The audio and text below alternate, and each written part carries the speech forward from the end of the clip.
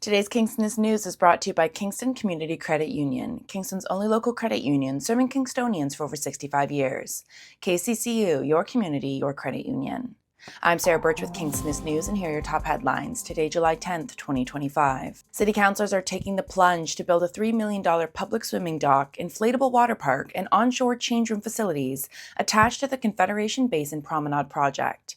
Council's newly approved project will not only expand near-shore amenities alongside the soon-to-be-built pedestrian walkway on a break wall, but the new splash and play zone will have a corporate name attached, the Patry Aquatic Park. Council is pressing ahead with plans to open a 30-bed temporary emergency shelter at 924 Sydenham Road, despite a wave of neighborhood criticism and concerns about senior safety, increased crime and drug use, and the potential for nearby cemetery vandalism and encampments.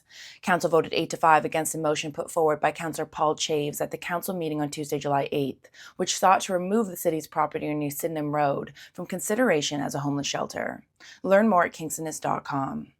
When a lawyer is accused of a serious crime in his hometown, things become complicated. This was evident when Gregory Castellano, a Tyendinaga-based lawyer accused of sexual assault, appeared in Napanese, Ontario Court of Justice on Tuesday, July 8th for a case management hearing. Many local court personnel have worked with and against the lawyer over the years, creating a possible conflict of interest.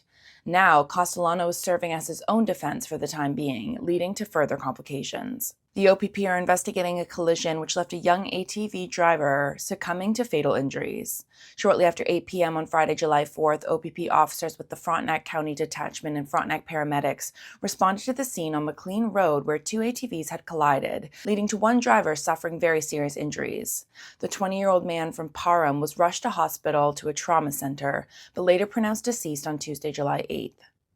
At the end of June, the CSE seized a package of contraband and unauthorized items at Collins Bay Institution, the 8th such reported instance at the multi-level security federal institution so far this year. The package, which was seized on Monday, June 30th, contained cannabis, tobacco, and rolling papers, as well as cell phones and cell phone accessories. The approximate institutional value of the seizure is estimated at $78,500. Seniors in Lennox and Addington will have improved programming in the county thanks to over $20,000 in funding from the Ontario Government's Seniors Community Grant Program. $11,420 has been allocated to the Strong Bones for Osteoporosis and Strong Hearts for Extended Cardiac Rehab programs at L&A SOS, and $9,920 to the Older Adult Empowerment Series at L&A County Public Library Board. For more on this story and other local news, visit Kingstonist.com and subscribe. Use my code SARAHB2025 for 10% off.